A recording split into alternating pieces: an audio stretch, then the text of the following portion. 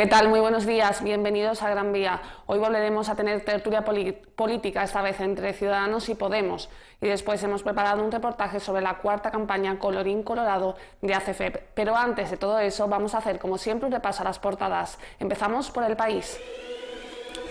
Francia rearma al Estado para combatir el terrorismo. Hollande extiende el estado de emergencia y propone una reforma constitucional para dar más poderes al gobierno en la guerra anunciada contra el ISIS. Los fichajes de Podemos renuncian por el rechazo de los militantes de base. Del País pasamos al mundo. Tenemos que reformar nuestra Constitución. Estamos en guerra. Eso dice el presidente de la República Francesa, François Hollande. Y Podemos ficha al juez que iba a juzgar a la infanta en Nos. Yanes Suárez pidió el viernes su excedencia en la audiencia de Baleares. El partido ya lo intentó con el instructor del caso, José Castro, que rechazó la oferta. Del mundo pasamos al Faro de Ceuta. La afluencia de camalos desborda el recinto con masas de mujeres y mucho riesgo. La fila de porteadoras, escenario de momentos de tensión y riesgo de aplastamiento. El desorbitado precio del bulto provoca un empadronamiento masivo en la provincia de Tetuán. La Policía Nacional obligada a disparar salvas en un Tarajal caótico. Del Faro pasamos al Pueblo. El 39% de los yihadistas detenidos en España desde 2013 es nacido en Ceuta. Un informe realizado por el Real Instituto Elcano señala que el fenómeno yihadista en España es principalmente autóctono y sus principales focos se concentran en Ceuta y Melilla. Y el Movimiento por la Dignidad y la Ciudadanía de Fátima Hamed no apoyará ninguna candidatura en las generales.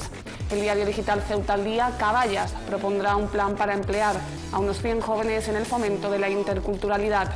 Y la Asociación Ceuti de Diabetes pide a la Administración otro médico especialista en la ciudad. Por último, Ceuta Actualidad. El 39,1% de los yihadistas detenidos en España desde 2013 habían nacido en Ceuta. Y las primeras medidas para reforzar la seguridad se han tomado en el puerto. Pues hasta aquí el repaso a las portadas. Hacemos una pequeña pausa y volvemos con la tertulia política. Hasta ahora.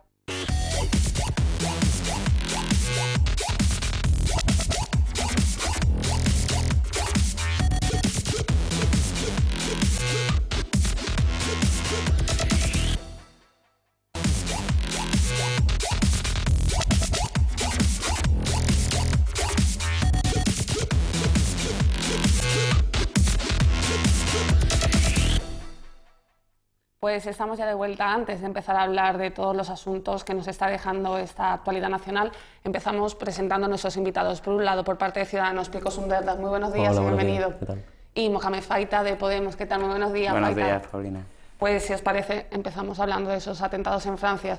Dos cuestiones nos ha dejado las últimas horas. Por un lado, la suspensión del partido entre Bélgica y España, y por otro lado, la segunda jornada de bombardeos de Francia a Siria. ¿Qué opinas de todo eso? Bueno, yo creo que esto es un problema que tiene la Unión Europea ahora mismo, que no es un problema solo de Francia, es un problema ya del mundo, también se puede decir, y está claro que si el partido lo han anulado es porque no tienen la situación controlada. Es decir, el otro día cuando bombardearon, bueno, cuando hubieron los atentados en Francia, hablaron de que estuvieron a punto de entrar en un campo de fútbol, en el partido que hubo entre Francia y Alemania.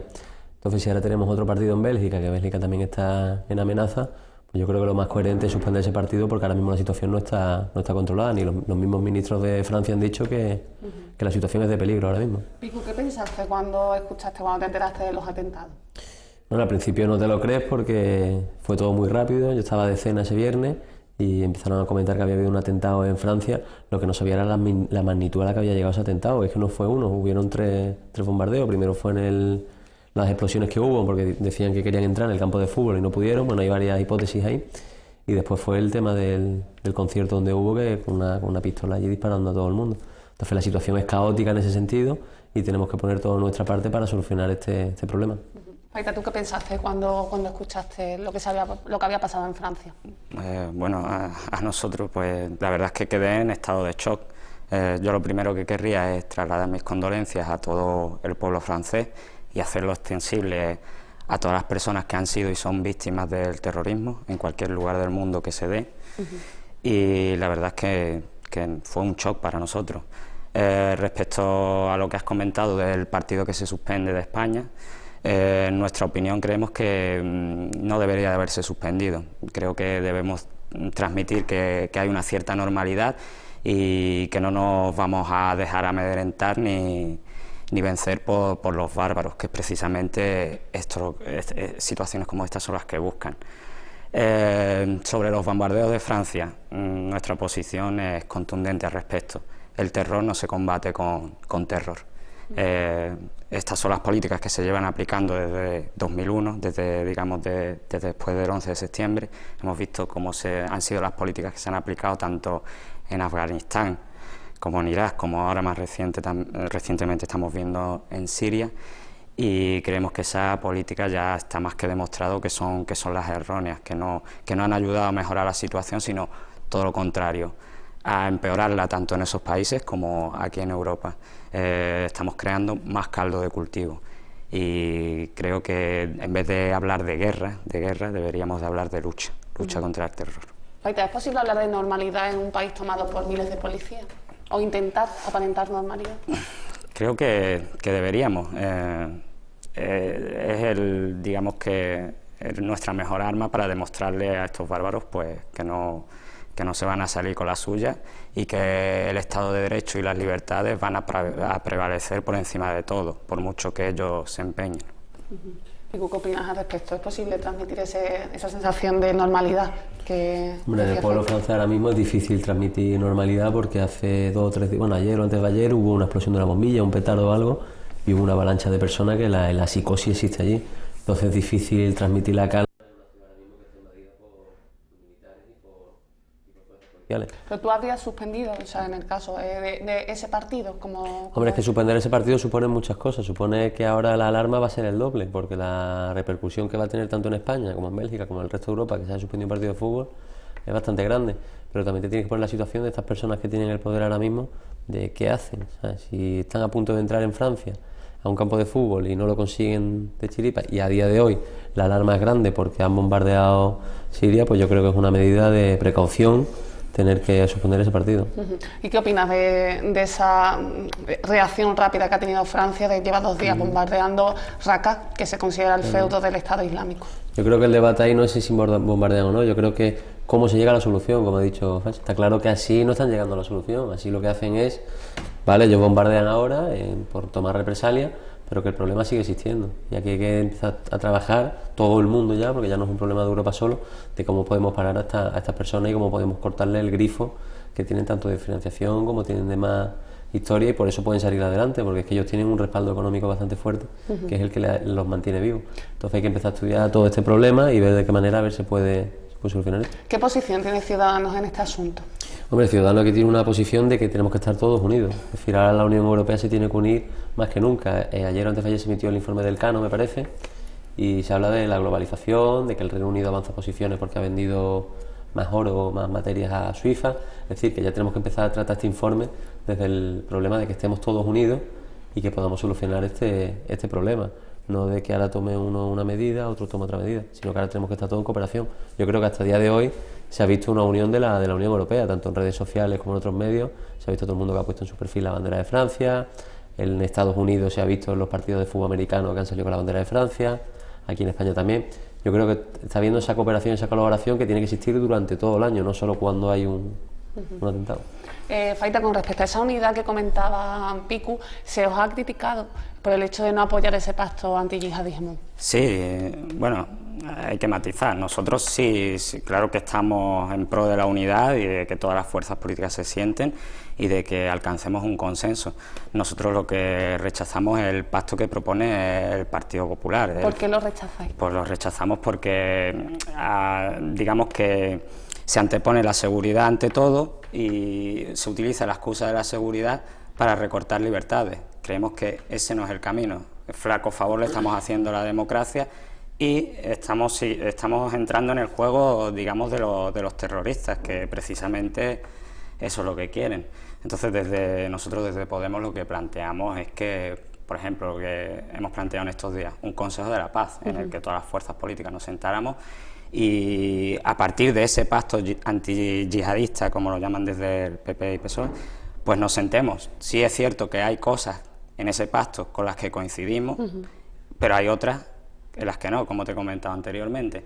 Entonces yo creo que sí deberíamos sentarnos y deberíamos llegar pues a acuerdos y ver cómo podemos encajar este tema de la mejor forma posible, siempre sin atentar contra las libertades y contra la democracia, repito, que es lo más importante. ¿Y cuáles son los pilares de ese Consejo de Paz? Porque se ha hablado, por ejemplo, de que se embargarían las armas para frenar la guerra en Irak y Siria.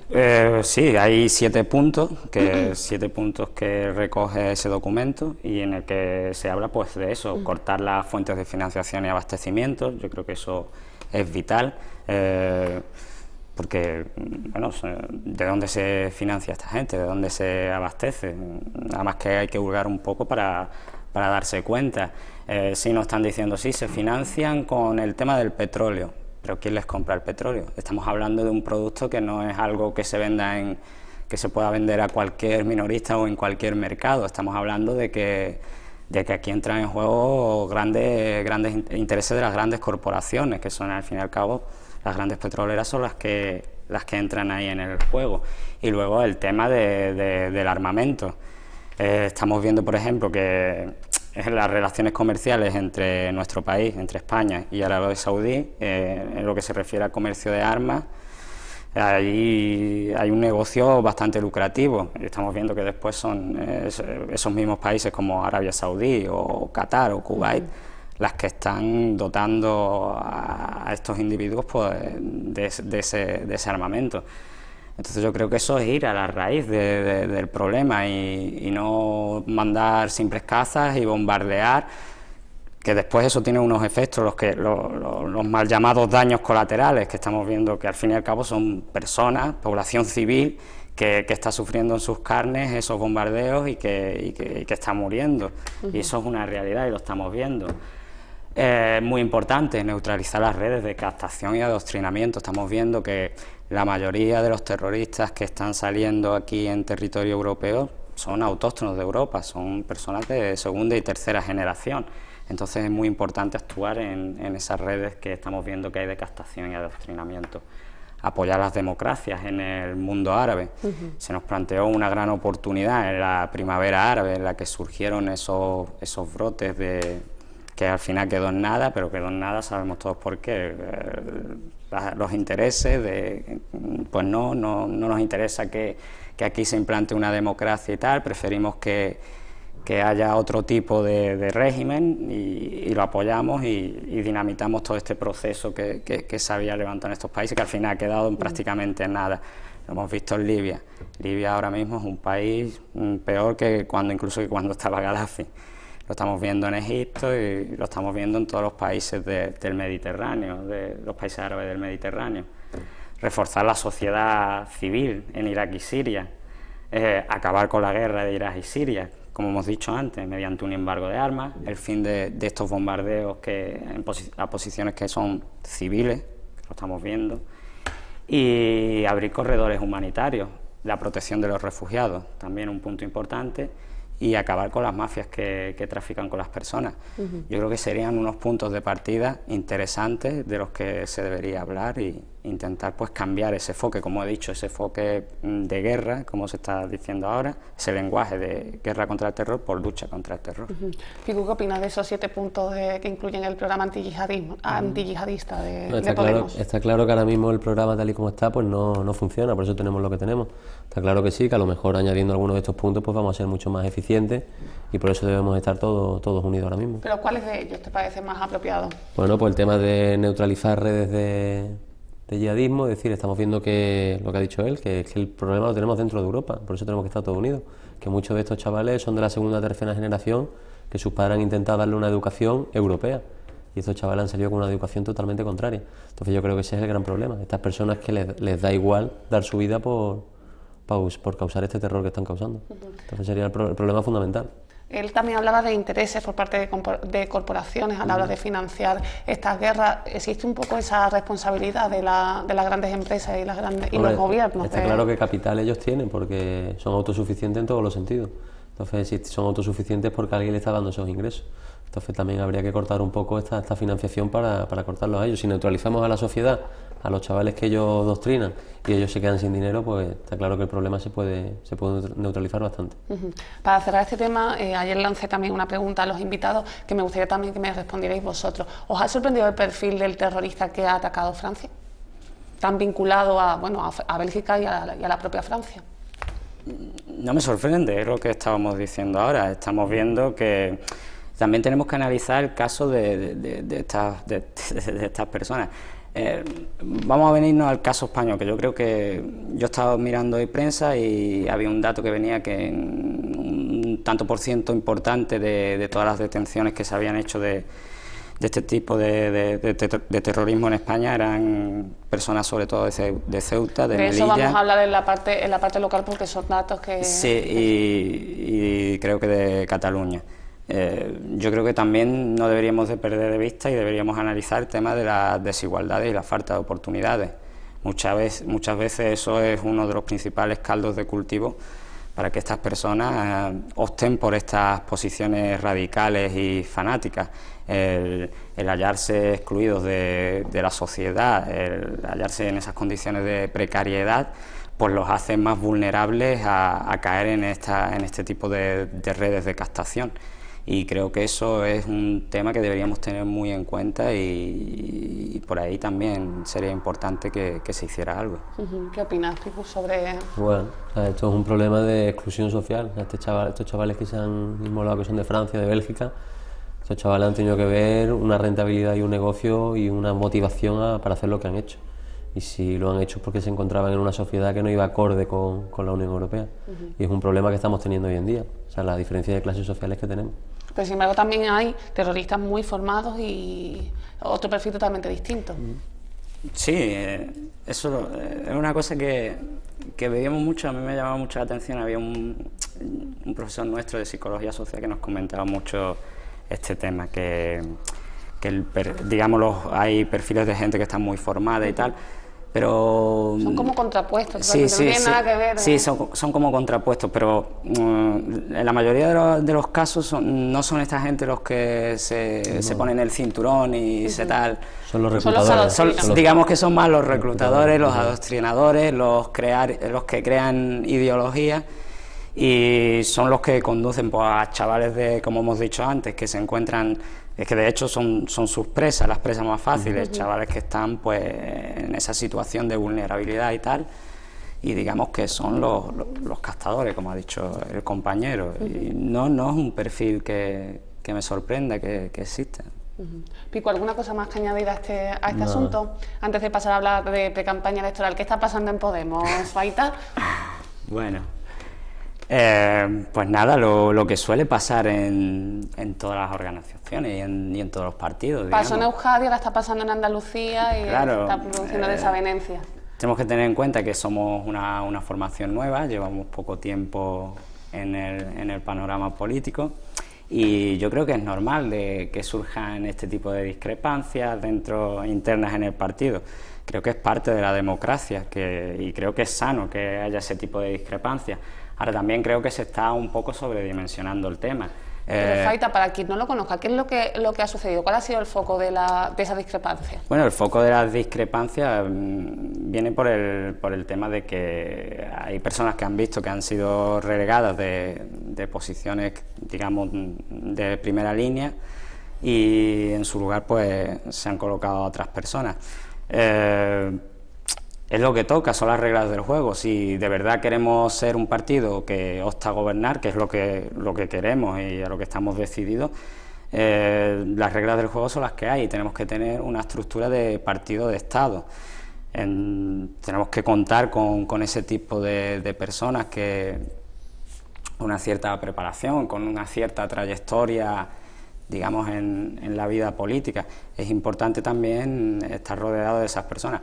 Repito, somos una lista bastante plural, tenemos de todo, tenemos gente muy formada, gente de muy alto nivel, como el señor Julio Rodríguez, y como él unos cuantos, pero creo que sí, que es el oportuno lo que estamos haciendo, ¿no? Creo que se está sobredimensionando el tema y y no creo que... De hecho, estas personas no han abandonado Podemos. Han pasado a segunda... Han pasado, digamos, a otro plano. No ha ocurrido como ha ocurrido en otros partidos, que cuando ha habido este tipo de discrepancias, pues resulta que esas personas han ido del partido y han fichado por otro. No, estas personas siguen dentro del seno del partido, pasan a otro nivel, pero siguen trabajando, siguen creyendo en el proyecto. Es normal que se sientan un poco violentados, pero yo creo que sí, que han asumido su responsabilidad y creo que es una buena opción. Faita, en tu opinión, ¿la imagen que se da en los medios nacionales entre Podemos y Ciudadanos os perjudica más? ¿Tiene peor imagen Podemos que Ciudadanos? Yo creo que sí, que no hay más que... En los medios de comunicación nacionales. Sí, no hay más que encender la televisión y poner los informativos o abrir cualquier diario nacional y yo creo que no hace falta explicar mucho el tema. Somos el foco de todos los ataques y es algo contra lo que nos toca luchar y nada, ahí estamos y seguiremos pues desmintiendo o explicando todo esto que en los medios muchas veces se malinterpreta. No nos queda otra. Pico, ¿qué opinas entre la imagen que se da de Ciudadanos y Podemos? Yo creo que en este sentido nosotros no solemos entrar en estos debates, somos dos partidos nuevos y bueno, pues a lo mejor... Porque sí que en Ciudadanos también se han producido salidas de los militantes, pero no se suele hablar tanto de eso en los medios nacionales. Yo creo que eso habrá que hablarlo con los medios nacionales. Nosotros, te estoy preguntando tu opinión. Nosotros ahí poco a poco sabemos. Nosotros estamos haciendo nuestro trabajo y ya lo que sale en los medios, pues bueno, pues unas veces salen unas historias, otros días otras, pero que no hay nada más que decir ahí. Nosotros es que no nos enfocamos en lo que dicen los medios, nos enfocamos en nuestro trabajo y se acabó, como más o menos puede hacer Podemos, que no le afecta tanto lo que dicen los medios, porque si no tendría motivación ninguna, porque si es verdad que todos los días la televisión, pues sí está todos los días con Podemos. Pero bueno, somos partidos nuevos, nos exponemos a esto y hay que saber salir del paso. Sin embargo, Faita, Pedro Sánchez ha tenido una mano a un posible pacto a Podemos que hace unos meses se había negado un rotundo. Bueno, Pedro Sánchez es muy contradictorio, como hemos estado viendo, pues... Con la reforma laboral, un día sí, un día no. Un día sí, un día no. Cuando nosotros hace ya un año y pico hablábamos de renta garantizada, ellos decían que no, que eso era una locura, ahora salen con una propuesta, sino igual muy similar, y yo creo que Pedro Sánchez está en una contradicción permanente. Pico, seguimos hablando de otros asuntos. Un experto en tendencias electorales, Jaime Miguel, dice que, en una entrevista publicada hoy en El Mundo, el bipartidismo dice que se acabó en 2010. Bueno, en 2010 no, yo creo que se acabó hace un par de años, con las últimas europeas. Es decir, el bipartidismo está claro que se ha acabado, después de 33 años de democracia, como hemos dicho, llevamos diciendo. Yo creo que los españoles ya están cansados de PP y PSOE, están cansados de los bandos, están cansados de que se peguen todo el día enfrentándose unos a otros y no luchen por los problemas. Y está claro que esta España está formada, esta España está moderna y lo que quiere es tener más opciones y poder tener diferentes opciones que le representen. Está claro que hoy el PP y el PSOE no representan a la mayoría de los ciudadanos, si no nosotros no seríamos partidos emergentes. Hay muchos ciudadanos que están creyendo en nuestras ideas, en nuestro partido, en nuestro proyecto y por eso estamos donde estamos ahora. Continúa situando a Ciudadanos en segunda posición en número de votos, aunque no en número de escaños. Bueno, estos son encuestas y el día 20 de diciembre pues se verá el resultado. Ya te digo yo que nosotros esperamos estar en la Moncloa. Seguís vosotros, según este experto, en cuarta posición, aunque tendencia creciente. Sí, tendencia creciente es lo que estamos observando en las últimas encuestas. Yo siempre lo he dicho y siempre lo diré, las encuestas son una foto fija. Es muy difícil hoy hacer un pronóstico acertado guiándonos por las encuestas, pues estamos viendo que vivimos en una época en la que los cambios son cada vez más acelerados y de un día para otro pues todo cambia mucho, así que yo no me guiaría tanto por las encuestas. Es más, cada vez que las encuestas nos dan a nosotros como caballo perdedor, resulta que Podemos... Es verdad que en vuestro caso suele ser... Sí, suele ser así, así que sí... ¿No tenemos que asustar ahora que os dan mejores resultados? No, yo creo que no. Así que tampoco yo le haría mucho caso a las encuestas. Nos pasó en las europeas, pasó también en las municipales y yo creo que en las generales va a pasar lo mismo. Pues si os parece hacemos una pequeña pausa y a la vuelta retomamos con todas las cuestiones del panorama local hasta ahora.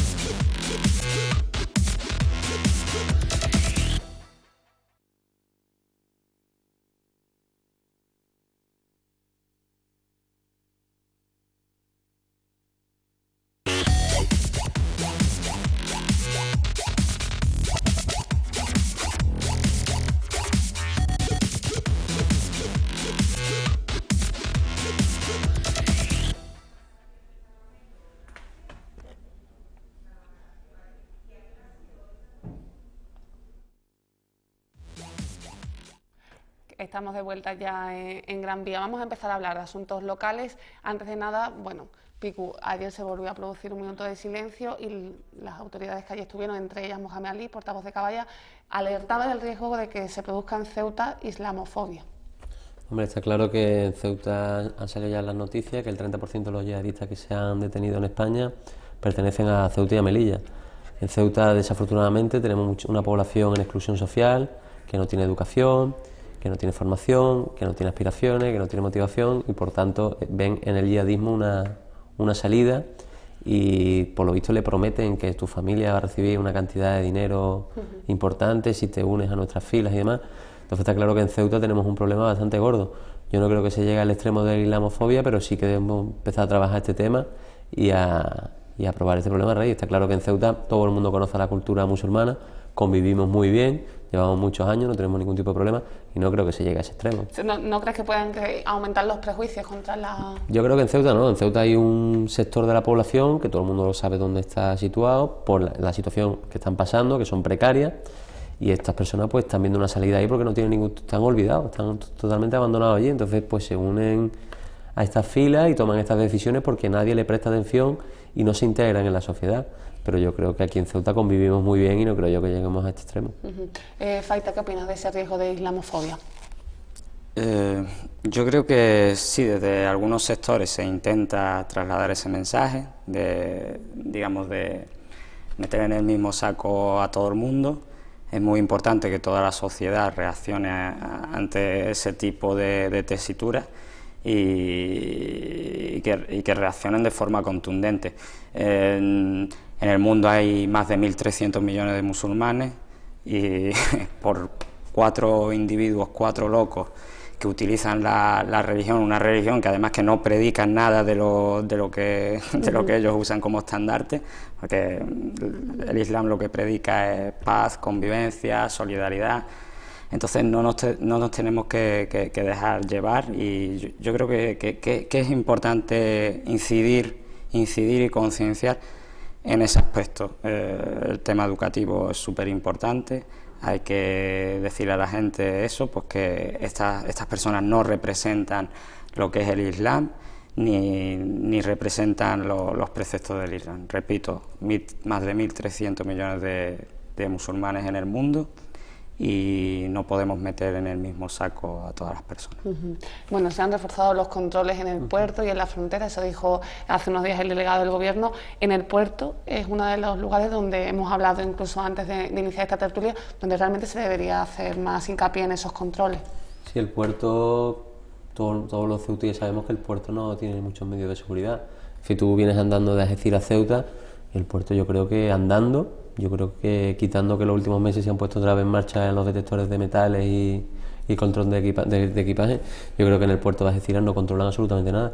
Yo creo que esto ¿Es normal esto después de todo lo que ha pasado? Yo creo que esto no es normal ni aunque pase ni sin pasar, es decir, nadie puede cruzar una aduana con esa facilidad sin ningún tipo de control, y ahora con estos atentados pues está claro que tienen que reforzarlo, pero no ahora, lo tienen que reforzar siempre, porque entre los mismos ceutíes existe ese miedo y esa desconfianza de, oye, ¿por qué cuando venimos de Ceuta no hay absolutamente ningún tipo de control?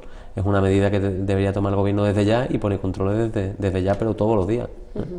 Faita, a pesar de que en estos días se han reforzado, realmente, en tu opinión, ¿faltan controles en zonas tan calientes como puede ser el puerto? Sí, yo creo que sí. El puerto todos sabemos que es una zona estratégica, es una infraestructura estratégica y ahí sí que se debería reforzar pues lo que son los controles, la vigilancia para prevenir cualquier conato de atentado en estas infraestructuras. Estamos viendo en el puerto el tema de, por ejemplo, de la Dúcar y demás, son digamos infraestructuras muy sensibles y que requieren de una especial atención y de una especial vigilancia, al igual que lo que es la estación marítima por el tránsito tan grande que hay de personas. Así que yo coincido aquí plenamente con Picu, creo que se debería reforzar más la vigilancia en el puerto. Sin embargo, el ministro del Interior, a pesar de que dijo de que Ceuta, Melilla y Cataluña tienen un riesgo singular, el presidente de la ciudad dijo que no era nada nuevo las declaraciones de Jorge Fernández Díaz. Bueno, sí, sabemos cuál es la singularidad de Ceuta y sí, es cierto que Fernández Díaz no dijo nada nuevo, pero insisto, creo que sí, que zonas como el puerto, como la frontera y demás se deberían reforzar. Más vale prevenir a que ocurra algo. Por fortuna aquí en Ceuta no hemos tenido ninguna desgracia de este tipo hasta el momento, pero creo que sí que somos un punto sensible por nuestra situación geográfica y creo que sí que se deberían reforzar la vigilancia. Pico. ¿Qué opinas de esas declaraciones de José Fernández Díaz y la réplica del presidente de la ciudad? Hombre, está claro que hay que insistir, es lo que ha dicho Faiza, hay que insistir en esto que tienen que hacer ya. Es decir, no se puede cubrir esa zona durante un mes, 2 meses, 3 meses y después olvidarlo. Es decir, el ministro de Interior en este caso tiene que poner y tiene que hacer la atención a Ceuta, porque es que están saliendo las noticias que el 30% de este yihadismo está saliendo de Ceuta. En fin, hay que prestar una atención especial a Ceuta y no se está haciendo. Ceuta solo se presta atención ahora que han habido los atentados y ahora sí le ponemos más atención, pero dentro de 2 o 3 meses, 4 meses volvemos a estar igual.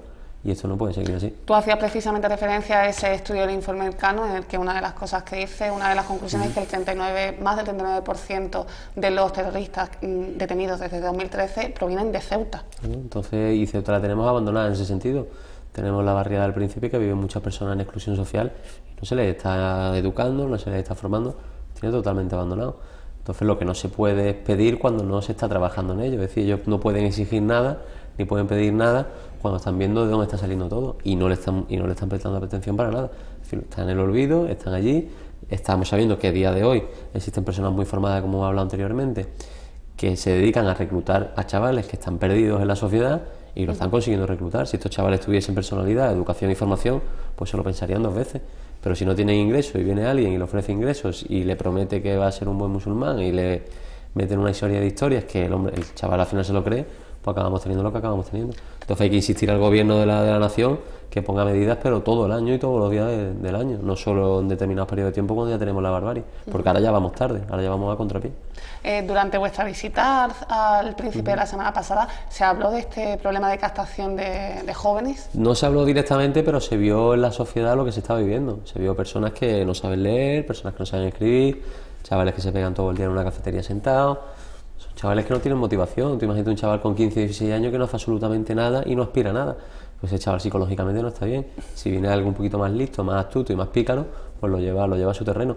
Entonces eso es lo que no podemos consentir. No puede consentir que tú te vayas ahora a la barriada del Príncipe y veas una juventud con un potencial por delante, con un futuro por delante, sentado allí viéndolas venir. Es que eso no puede ser. Y el gobierno no está actuando de manera efectiva. No digo que esté pasando, pero no está siendo efectivo lo que están haciendo, y esto sí que hay que trabajarlo ya. ¿Y qué es lo que plantea Ciudadanos para contrarrestar la Pues situación? lo que hablamos siempre es la educación. Es decir, si hay que ver cuánta población hay allí en el Príncipe y empezar a formarla. Es decir, todas estas personas no las vas a cambiar, es lo que hablábamos siempre. A una persona con 30 o 40 años no tenemos una varita mágica para cambiarle su percepción de la vida en un día, en 2 días.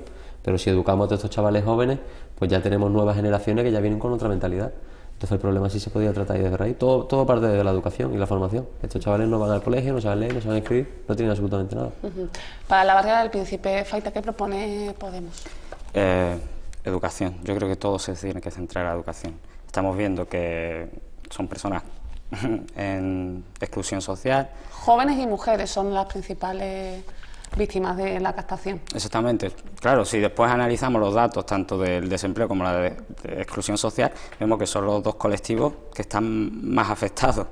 Entonces digamos que ahí hay una especie de correlación directa, si lo queremos decir así.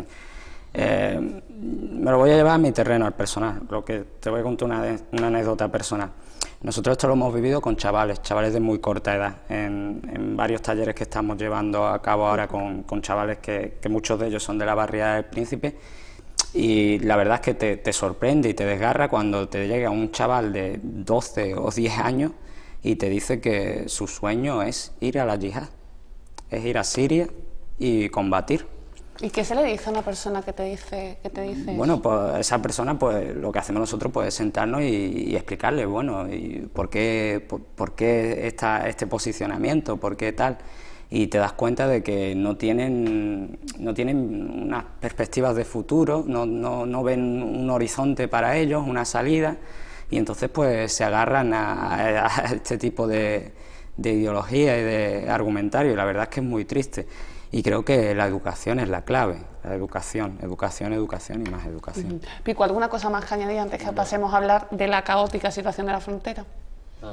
Pues, ¿qué os parece todo lo que se está produciendo? Seguimos hablando un día más de la frontera, como decíamos antes de empezar esta tertulia, nos seguimos acostumbrando a imágenes que en ningún caso son normales. Sí, no son normales, por desgracia, como la vemos continuamente y tan diariamente, pues parece que es algo que forma parte de la idiosincrasia de la ciudad y no debería ser así.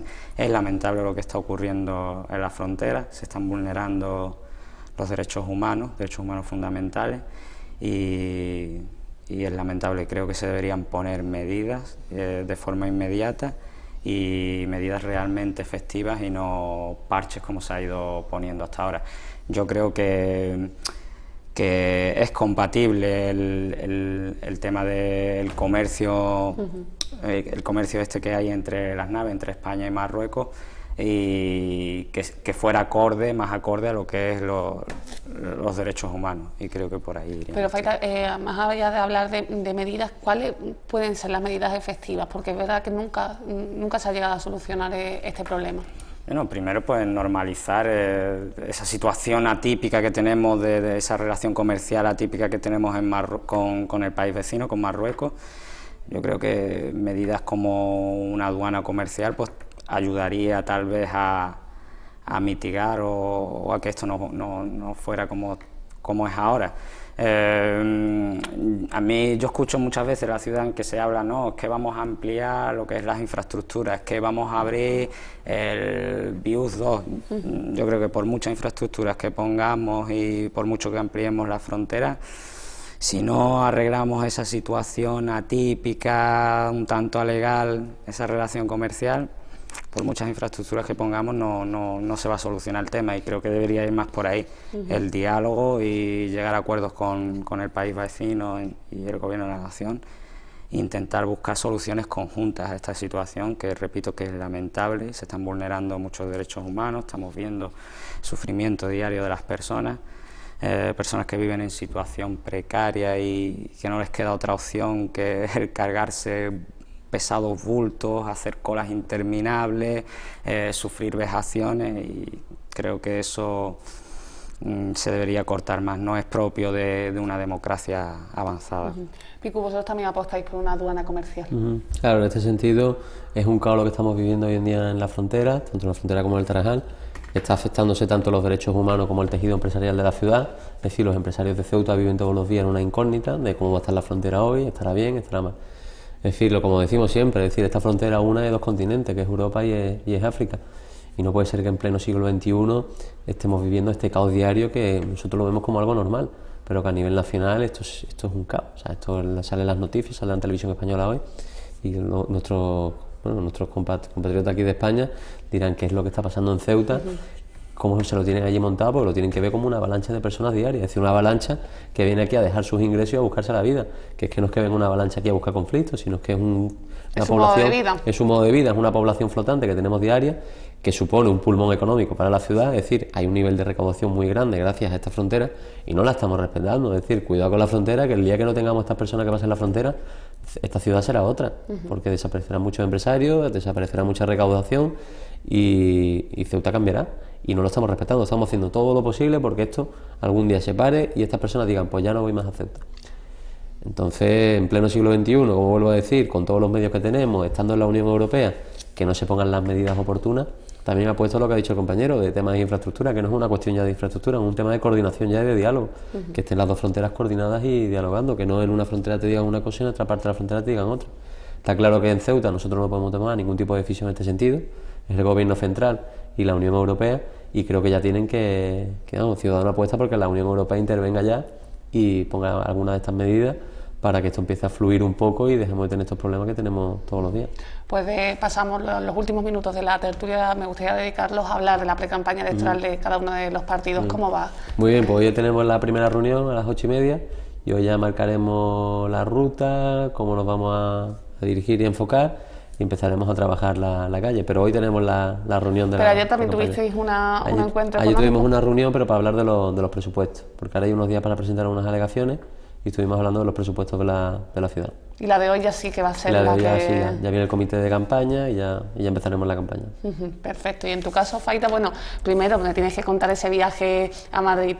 Bueno, sí, efectivamente, la semana pasada tuvimos un encuentro en Madrid en el que nos reunimos prácticamente la totalidad de los candidatos a estas próximas elecciones del 20N, y la verdad que muy contento y muy satisfecho. ¿Qué te pareció ese trato con los grandes líderes de Podemos? La verdad es que una sorpresa muy agradable, porque fue un trato muy cercano, muy cordial. Tuvimos la oportunidad de trasladarles nuestras inquietudes y nuestras preocupaciones acerca de lo que ocurre en nuestra ciudad, y la verdad es que muy atentos y muy considerados, y en ese aspecto muy bien. También tratamos cuáles serían, digamos, nuestras líneas principales, esbozarlas un poco de cara a estos comicios que se acercan, y nada, seguimos en contacto directo con ellos y tenemos programada una próxima visita en breve para ir cerrando pequeños detalles. ¿Y mañana tenéis una asamblea? Sí, mañana tenemos nuestra primera asamblea tras la proclamación de los candidatos, y nada, con mucha ilusión. ¿Y cuáles van a ser las líneas de esa asamblea? Bueno, en las líneas de esa asamblea presentaremos pues lo que son las líneas generales, digamos, del programa a nivel nacional. Nosotros nos presentamos con 5 propuestas, 5 garantías más que propuestas. Nosotros, a diferencia del resto de partidos, en vez de proponer, lo que hacemos es garantizar. Y son 5 garantías pues en las que hay un consenso en toda la sociedad española. En cualquier conversación de bar o en cualquier mercado o cuando vas yendo por la calle, es lo que palpas y lo que la gente te transmite. Nuestros 5 ejes básicos sería pues abordar una reforma de la ley electoral, una reforma del Poder Judicial, que haya una independencia real entre lo que es el Poder Judicial y el Poder Político, blindar los derechos sociales, ponerlos al mismo nivel que los derechos políticos y civiles, la cuestión territorial, abrir un diálogo en cuanto a la cuestión territorial, en el que todo el mundo pueda expresarse libremente y en el que entre todos podamos construir un país plural y en el que todo el mundo se encuentre a gusto y encuentre su encaje, y garantizar pues constitucionalmente también la lucha contra la corrupción, que parece que se ha vuelto crónica en nuestro país y que es una lacra de la clase política, y queremos también acabar con esa corrupción. Seguiremos atentos a esa asamblea y a esa reunión de ciudadanos. Como candidata al Congreso y como candidata al Senado por vuestras formaciones, os va a esperar mucho trabajo en los próximos días. No me agotéis y tenéis que seguir viniendo al programa. Muchísimas gracias por acompañarme. A ti, Paulina. Gracias. Pues nosotros nos despedimos ya, porque a la vuelta de la publicidad les vamos a dejar con un reportaje de la 4ª campaña Colorín Colorado que ha puesto en marcha ACFEP. Que pasen muy buena tarde y hasta mañana.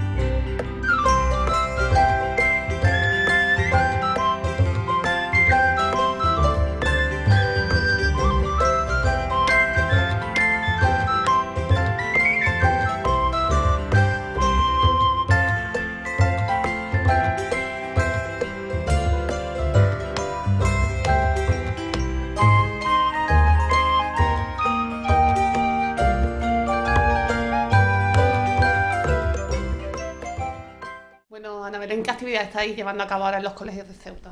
Bueno, pues ha empezado la 4ª campaña, Colorín Colorado, donde se pone en marcha la adaptación del cuento Fufú y el abrigo verde para el alumnado de 5 años de educación infantil. ¿Y cómo surgió esta iniciativa hace 4 años? Pues existía el cuento, nosotros lo habíamos conocido a través de nuestra confederación, nos gustó y queríamos ver cómo poder llegar. Siempre hemos tenido la idea de, y la seguimos teniendo, de llegar a todas las etapas educativas, ¿no? Nosotros llevamos ya 9 años haciendo la campaña Mentalízate en los centros de educación secundaria y hacemos las charlas formativas en los ciclos formativos, y entonces teníamos pendiente educación infantil y educación primaria. Educación primaria todavía no hemos podido ponerlo en marcha, siempre esto es cuestión de presupuesto y hay que ajustarse, pero al aparecer el cuento pensamos que en educación infantil lo podíamos hacer. Nos gustaba la adaptación a un guiñol y entonces conseguimos adaptarlo, contratamos a gente para que pudiera hacerlo, hemos contratado este año además porque se han adaptado para hacer las nuevas marionetas y bueno, y empezamos. La verdad es que cada año mejor. Y ya desde el año pasado y podemos cerrar en todos los centros educativos de la ciudad. ¿Y qué es lo que se explica en el cuento? Bueno, el cuento es un chico que su padre desarrolla la esquizofrenia, ¿no? Los personajes son animales, entonces siempre es mucho más cómodo poder enseñárselo a los pequeños y bueno, está basado mucho en las emociones, en cómo ese niño se siente cuando descubre que su padre hace cosas raras, ¿no? Lo que hace su padre en verano es colocarse un abrigo verde y por eso se llama Fufú y el abrigo verde.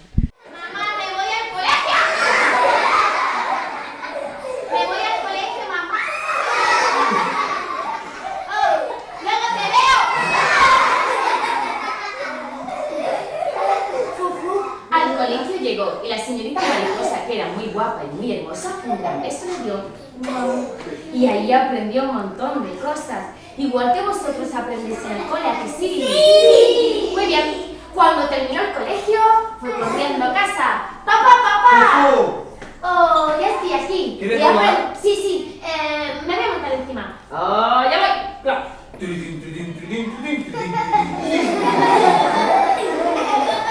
El papá se da con los pies en la cabeza. Mira, mira. Hombre, papá, ten cuidado. Así todos los días lo pasaba muy, pero que muy bien. Pero un día, fijaos lo que ocurrió. Ay, ¿me dejas a papá? Sí. Mira, déjamelo un momentito. Mira, papá, te vamos a poner un abrigo verde, ¿vale? Sé que hace calor, pero solamente es para el cuento. A ver, una mano por aquí, la otra por allá. Ya, oh, qué guapo, ya está puesto. El abrigo tiene 3 botones, 1, 2 y 3. ¿Los abrochamos? Abróchalo. 1, 2 y 3. Perfecto. Toma, puedes coger a papá. Venga, papá. Una mañana, papá se levantó y empezó a hacer cosas muy raras. Mira, no se entendía nada de lo que decía. Y Fufu, que estaba en la otra esquina, decía: ¡Papá! ¡Papá! ¡Mamá, mamá! ¡Papá está haciendo cosas muy raras! Cuando salía el sol, papá se echaba a dormir. Y cuando salía la luna, papá se despertaba. ¡Oh, qué problema tengo! Mirad, un día cogió una bolsa. ¿Dónde está la bolsa? Cogió una bolsa de la compra y se la puso en la cabeza. Y empezó a desfilar por toda la calle. Papá, por favor, ¿qué haces con una bolsa en la cabeza? ¡Oh, qué problema tengo! Mamá empezó a hablar con la vecina y Fufu escuchó que la vecina decía que a papá le faltaba un tornillo. Y él había buscado en la caja de los tornillos y estaban todos. Madre mía. Entonces decidieron llevar a papá al médico. ¿Hacemos que esto sea el hospital? Ven, papá, ven aquí. Vamos a ponerte en la camilla dormidito. Así, muy bien, no te vas a caer, tranquilo. Fufu estaba tan triste que no paraba de llorar y se secaba las lágrimas. Entonces decidió hacer una cosa distinta. ¿Sabéis lo que es el cartón? ¿Y el pegamento? Sí. ¿Y las telas de colores? Sí. A mí me lo deja la señorita. ¿Y alguien sabe lo que son las tijeras y la grapadora? Sí. Vale, pues todo eso lo cogió Fufu y se hizo un papá de cartón. Cuando lo cogía de la manita, decía, papá, ven, vamos a jugar. Pero claro, era de cartón y no podía hablar. Papá, me voy a montar encima. Y los dos se caían. Pobre Fufu, qué triste estaba. ¿Os acordáis de las dos amiguitas de Fufu, las conejitas? Pues mira, cuando llegaban, ya jugaban siempre con Fufu. Y Fufu, estando muy triste, las esperaba. ¡Fufu! ¡Oh, menos mal que habéis venido! ¡Gracias! ¿Vamos al patio de mi casa? Espera, que levante la mano quien sepa cantar el patio de mi casa. Yo también. Podemos hacer una cosa. Como no tenemos sitio para hacer un corro grande, somos capaces de ponernos de pie en nuestro sitio y hacer así el patio de mi casa. ¿Somos capaces de hacerlo? ¡De pie! Cantadlo porque yo soy roja y Joaquín también. ¿Preparados? ¡Sí! A ver, ponte de pie, corazón. Muy bien, así. 1, 2 y 3. El patio de mi casa, el particular, el baño de una vida. ¿Preparados? ¡Ya! Y mueve la marcha. Pero está marchadito, no sabe bailar. H.I. Guapanga, que si tú no me quieres, otra niña me queda. Chocolate, molinillo, corre, que pillo. Al tirar, que demonio vamos a... ¡Guau! ¡Qué bien lo habéis hecho! ¡Arriba! ¡Hoy! Muy bien. ¡Omi! Perfecto. Las amiguitas de Fufu se marcharon. ¡Fufu! Sí, nosotros. Nos tenemos que ir ya. Oh, adiós. Por favor, venir otro día. Sí, hasta luego. Adiós. Pero claro, cuando se quedaba solo, pensaba y pensaba qué podía hacer y qué le podía pasar a papá. Fufu. ¿Sí? Mañana vamos a ir al hospital a ver a papá. Mañana vamos a ir a ver al hospital a papá.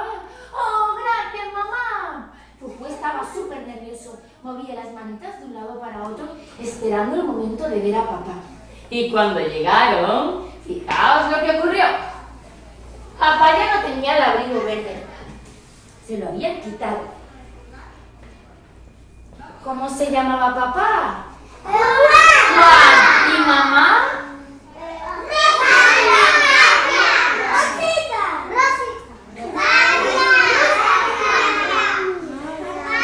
Señor Don Juan, señora Doña Raña, soy el doctor.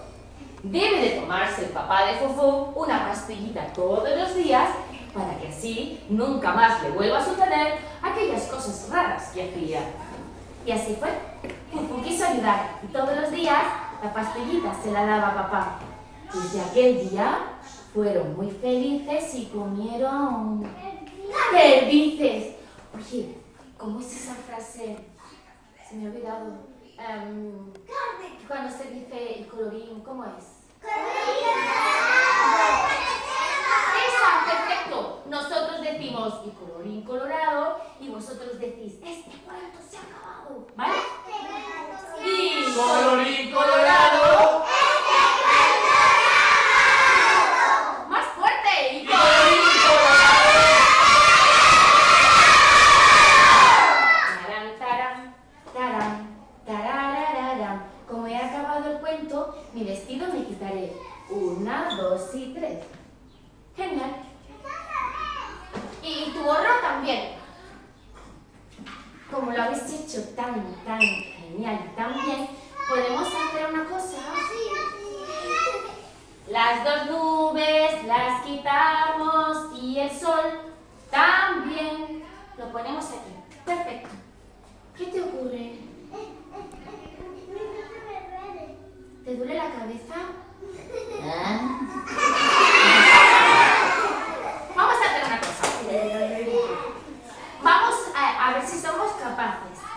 ¿Podemos ponernos de pie?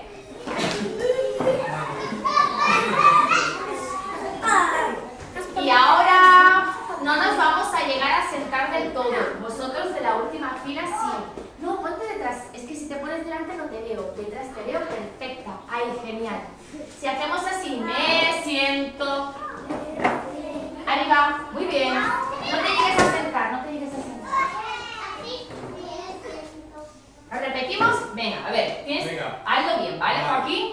Me siento. Genial, arriba. Muy bien. Tenéis que hacer lo que Joaquín y yo hagamos. ¿Preparados? ¡Sí! ¡Genial! Me siento, me levanto, doy palmas y salto. Me siento, me levanto, doy vueltas y salto. Me siento, me levanto, me vuelvo a sentar. Y esta es la historia de nunca acabar. La han hecho muy bien todos, ¿eh? No se ha confundido nadie. Que levante la mano quien pueda hacerlo más deprisa. Genial. Calentamos manos. Calentamos culete. ¿Preparados? Sí.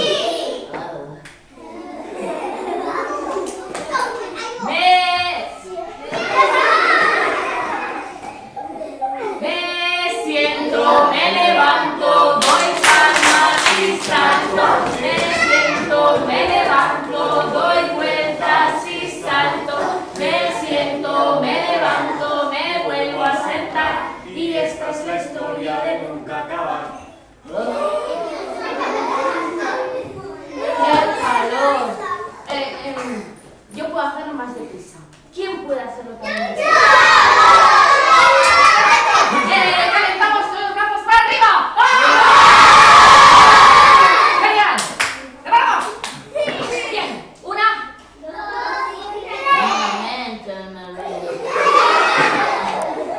Ya, me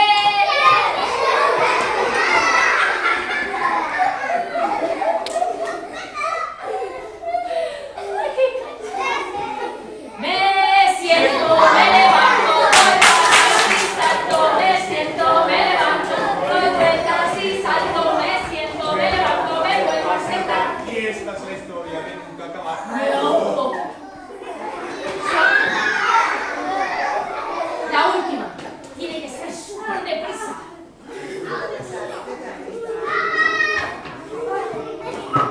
Pero tienes que hacerlo en esta ocasión, que te estoy viendo que solo te sientas al final, ¿eh? ¡Preparados! Un momento. Ahora sí, calentamos las manitas así. Y saltando.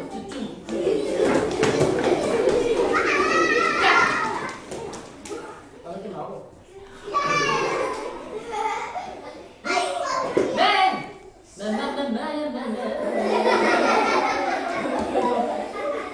sí. Lo voy a hacer muy deprisa, cuidado, ¿eh? Vigila.